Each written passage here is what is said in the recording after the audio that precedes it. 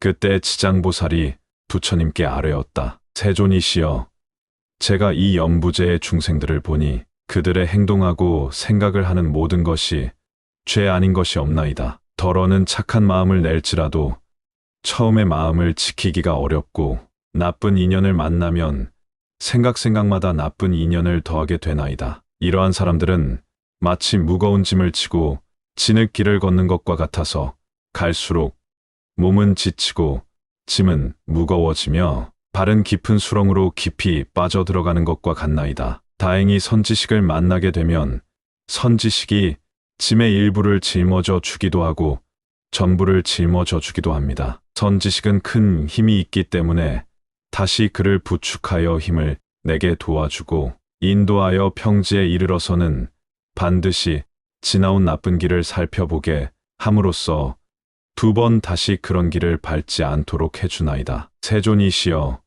악을 익힌 중생은 잠깐 사이라도 한량없는 악을 짓게 됩니다. 모든 중생들은 이와 같은 습성이 있으므로 목숨을 마치려 할 때에는 남녀 가족들이 마땅히 그를 위한 복을 베풀어 앞길을 열어주어야 하나이다. 이때 깃발과 일산을 걸고 등불을 밝히거나 존귀한 경전을 읽기도 하며 부처님과 모든 성인의 존상 앞에 공양을 올리며 나아가 부처님과 보살님과 벽지부를 생각하면서 한 분 한 분의 명호를 분명히 불러 임종하는 사람의 귀에 들리게 하거나 마음에 새겨지도록 해야 하나이다. 그렇게 하면 자신이 지은 악업으로 반드시 악도에 떨어지게 되어 있는 중생일지라도 가족들이 그를 위해 짓는 성스러운 인연공덕으로 모든 죄가 다 소멸되옵니다. 또한 그가 죽은 뒤 49일 안에 가족들이 여러 가지 좋은 공덕을 지어주면 그 사람은 영원히 악도를 여의고 인간 세상이나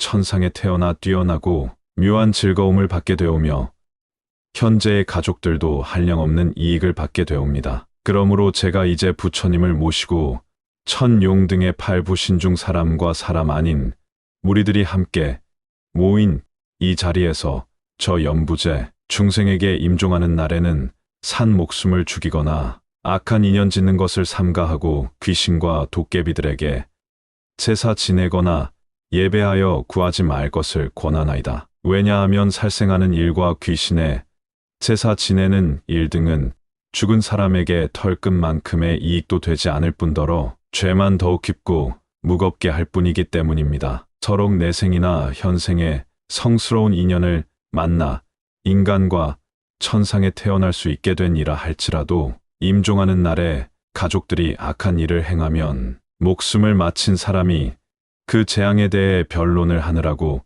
좋은 곳에 태어나는 것이 늦어지게 되옵니다. 하물며 임종하는 사람이 살아생전에 조그마한 성근도 지은 적이 없으면 자신이 지은 업에 의해 스스로 악도에 떨어지게 되어 있는데 가족들이 다시 업을 더 무겁게 해서야 되겠나이까? 마치 어떤 사람이 먼 길을 가는데 양식이 떨어진 치가 사흘째요.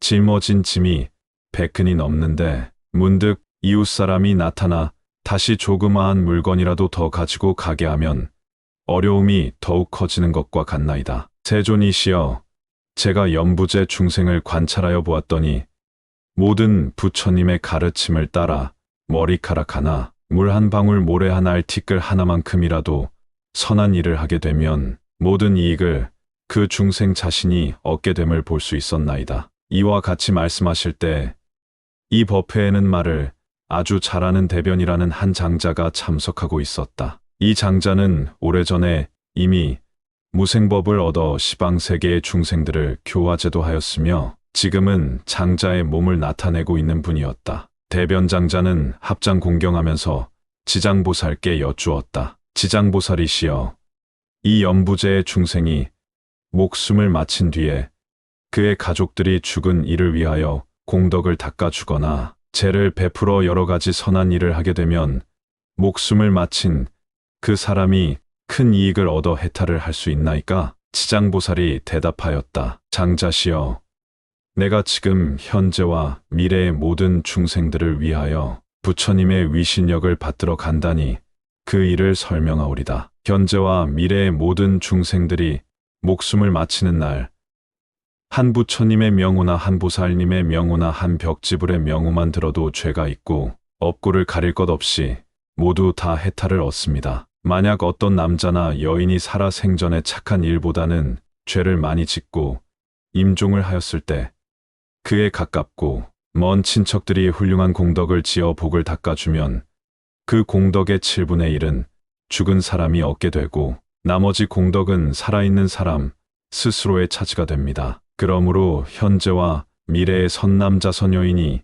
이 말을 잘 새겨 스스로 닦게 되면 그 공덕의 전부를 얻을 수 있습니다. 장자시여, 무상대기는 기약 없이 닥쳐오나니 그때가 되면 어둠 속을 헤매는 혼신이 자기의 죄와 복을 알지 못하고 49일 동안 바보인 듯 귀머거리인 듯 지내다가 염라대왕 앞에서 업과의 옳고 그름을 따진 뒤에야 그의 업에 따라서 새로운 생을 받게 됩니다. 그 사이 스스로의 앞일을 예측할 수 없는 동안의 근심과 고통도 천만 가지인데 하물며 악도에 떨어졌을 때는 어떠하겠습니까? 이 목숨을 마친 사람은 다시 태어남을 얻지 못하고 있는 49일 동안 모든 혈육과 친척들이 복을 지어 구원해 주기만을 간절히 바라다가 이 날이 지난 후에는 업에 따라 과보를 받게 됩니다. 그가 만약 죄 많은 중생이라면 1100년이 지나더라도 태탈할 날이 없을 것이며 그가 만약 오무간 지옥에 떨어질 큰 죄를 지어 대지옥에 떨어지게 되면